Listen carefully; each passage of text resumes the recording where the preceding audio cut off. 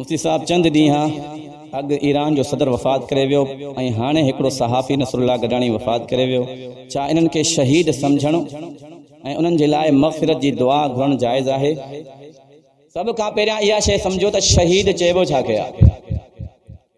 हिकिड़ो आहे हक़ीक़ी शहीद जेको अल्लाह जे रस्ते में अल्लाह जे नाले के बुलंद करण जे लाइ अल्लाह जी ज़मीन ते अल्लाह जे कानून के नाफ़िज़ करण जे लाइ काफ़िरनि सां विढ़ंदे विढ़ंदे पंहिंजी जान क़ुर्बान कई आहे। इहो आहे हक़ीक़ी शहीद। इन खां अलावा जेके शहीद आहिनि बेगुनाह कंहिंखे क़त्ल कयो वियो इहो एज़ाज़ी शहीद आहे। यानी इनखे भी शहादत जो हिकिड़ो मर्तबो मिलंदो आहे, लेकिन हक़ीक़ी शहीद वारो मर्तबो इनखे न मिलंदो आहे।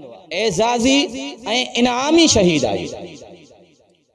बाक़ी जेको सवाल कयो आहे त जेकॾहिं कंहिं शख़्स के नाहक क़त्ल कयो वियो आहे त उहो मज़लूम आहे। मज़लूम आहे। शहीद तॾहिं सॾाइबो जॾहिं उनजो अक़ीदो क़ुरान ऐं सुन्नत जे मुताबिक़ हूंदो।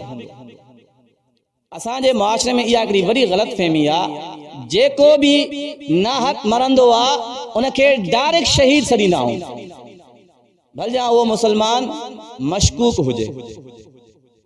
जेकॾहिं उनजो अक़ीदो क़ुरान और सुन्नत जे मुताबिक़ आहे त उहो शहीद आहे। जेकॾहिं उनजो अक़ीदो क़ुरान और सुन्नत जे मुताबिक़ न आहे, नबी साईं जी नबूवत जो इनकारी आहे, क़ुरान जो इनकारी आहे, कलमे जो इनकारी आहे, सहाबा सां उनजी अदावत आहे, त अहिड़ो शख़्स मज़लूम भलजा हूंदो लेकिन शहीद न हूंदो। ईरान जो सदर जेकॾहिं उनजा अक़ाइद सही हुया त उनखे तव्हां शहीद चई सघो था, उनजे लाइ मग़फ़िरत जी दुआ घुरे सघो था।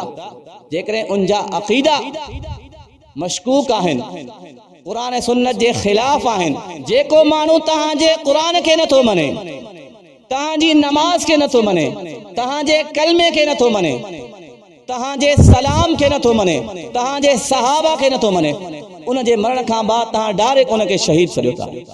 ऐं बाद माण्हू चवनि था साईं वॾो बहादुर हुयो, फिलाणे मुल्क खे धमकी ॾिनई। बहादुर हुजणु अलॻि आहे, मुसलमान हुजणु अलॻि आहे। हर बहादुर जन्नती न आहे। अबू जहल बहादुर हुयो। नबी साईं जे ज़माने में जेके काफ़िर हुया उहे बहादुर हुया। मुनाफिक जेके हुया उहे बुज़दिल हुया, जेके अध में हथ कढी वापस वेंदा हुया। अब्दुल्लाह बिन उबय बिन सलूल वारा। हर बहादुर जो जन्नती हुजणो ज़रूरी न आहे। जन्नती उहो आहे जेको ईमान वारो आहे, जेको क़ुरान खे मने थो, सोहणे नबी साईं जी नबूवत खे मने थो, कलमे खे मने थो, नमाज खे मने थो, नबी साईं जे सहाबा खे मने थो। बाक़ी मज़लूम आहे जंहिंसां नाहक थियो आहे, ऐं मज़लूम भलजा काफ़िर छो न हुजे, उहो जेकॾहिं अल्लाह जी बारगाह में दुआ घुरे, अल्लाह साईं उनजी दुआ बि क़बूल कंदो जेको मज़लूम हुजे। बाक़ी जेको गडाणी आहे इन जे अक़ाइद जी असांखे ख़बर न आहे, जेकॾहिं इन जा बि अक़ाइद सही आहिनि इनखे शहीद चई सघो था, इन जे लाइ मग़फ़िरत जी दुआ बि घुरी सघो था। अल्लाह साईं सम्झण जी तौफ़ीक़ नसीब करे।